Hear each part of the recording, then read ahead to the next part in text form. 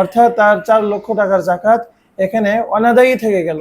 কারণ তার জাকাত বর্ষ যেদিন পূর্ণ হয়েছিল সেদিন সে 5 লক্ষ টাকার মালিক ছিল, অথচ সে এটা খবরই রাখেনি। এই জন্য জাকাত বর্ষ হিসাব করার বিষয়টা আমরা অত্যন্ত গুরুত্ব সহকারে খেয়াল রাখবো, নতুবা ইসলামের 5 স্তম্ভের একটা অন্যতম স্তম্ভ জাকাত, সে জাকাত আমরা পরিপূর্ণভাবে সহিভাবে যথাযথভাবে আমরা আদায় করতে পারবো না বা আদায় করা সম্ভব হবে না। জাকাতযোগ্য সম্পদ কোনো ব্যক্তির কাছে যদি নেশাব পরিমাণ থাকে এবং এ সম্পদের উপর যদি 1 বছর অতিবাহিত হয়, তখন ওই ব্যক্তির উপর জাকাত প্রদান করা ফরজ। তো জাকাত বর্ষ হিসাব রাখাটা অত্যন্ত জরুরি।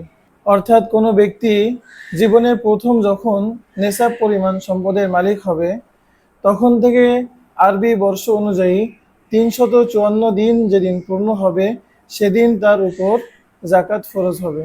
এই কথা আমাদের সকলের জানা যে আরবি বর্ষ প্রচলিত ইংরেজি বর্ষ থেকে 11 দিন কম হয়, অর্থাৎ 354 দিনে আরবি বর্ষ পূর্ণ হয়। কিন্তু আমরা অত্যন্ত দুঃখের সাথে লক্ষ্য করি যে মানুষ জাকাত বর্ষের হিসাব রাখে না। অনেক মানুষের একটা নিয়ম আছে, রমজান আসলে জাকাত দিব।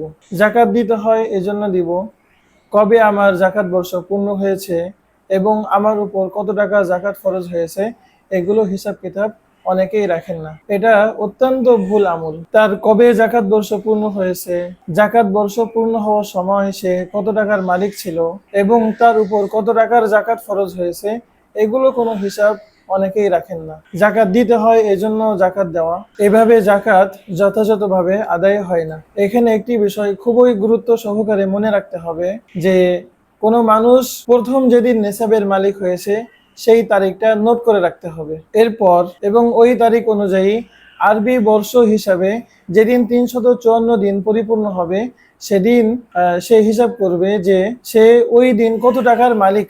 তো ওই 354 দিন যেদিন পূর্ণ হবে সেদিন সে যত টাকার মালিক থাকবে তত টাকার উপর জাকাত ফরজ হবে। অর্থাৎ সেদিন সে যে পরিমাণ টাকার মালিক থাকবে তার শতকরা 2.5% উপর জাকাত ফরজ হবে। একটু উদাহরণ দিয়ে বলি, কোনো ব্যক্তি যদি মুহররম মাসের 2 তারিখে উদাহরণস্বরূপ 95,000 টাকার মালিক হয়েছে, আমাদের যশোর, সাতক্ষীরা এই 2 জেলা সহ আশেপাশের আরো বিভিন্ন জেলাতে 95,000 টাকা নেশাব ধরা হয়েছে। তো ধরে নিলাম এই বছর মুহররম মাসের 2 তারিখে কোনো ব্যক্তি 95,000 টাকার মালিক হয়েছে, তাহলে সে আগামী বছর যেদিন মুহররম মাসের 1 তারিখ পূর্ণ হবে সেদিন তার জাকাত ফরজ হবে।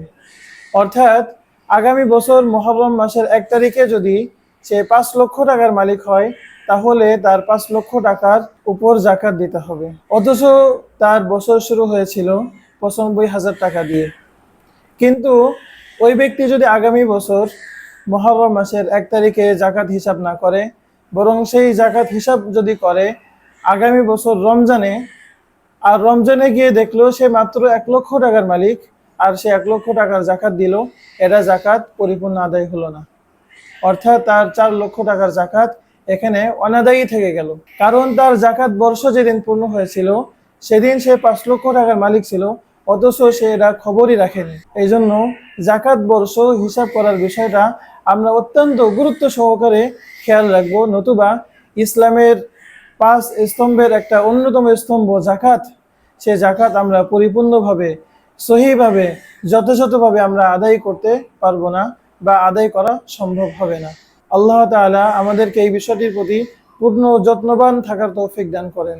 এখানে ছোট্ট একটি মাসালা, এখন অনেক মানুষ জিজ্ঞাসা করবেন, হুজুর আমার তো কবে জাকাত ফরজ হয়েছিল আমার তো জানাই নাই, আমি তো প্রতি বছর রমজানেই জাকাত দিয়ে থাকি এবং আমি নেশাবের মালিক হয়েছিলাম এখান থেকে 20-30 বছর আগে, ওইটা তো এখন কোনোভাবেই বের করা সম্ভব না। তো এই ক্ষেত্রে বা এরকম ব্যক্তির ক্ষেত্রে মাসআলা হলো যে উনি অনুমান করে ধরে নেবেন যে আরবি মাসের কোন সময়টাতে সে নেশাবের মালিক হয়েছিল এবং বিভিন্ন প্রাসঙ্গিক অবস্থা, তার অনুমান, তার ধারণা ইত্যাদিকে এক জায়গায় করে সে একটা সময়কে নির্ধারণ করে নেবে এবং এরপর থেকে প্রতি বছর ওই সময়ে সে জাকাত হিসাব করবে এবং ওই তারিখে জাকাত হিসাব করবে। আমাদের সমাজের মানুষ খুবই ভুল করে ফেলে একটা বিষয়ে, সেটা হলো ইংরেজি তারিখ অনুযায়ী জাকাত বর্ষ হিসাব করা।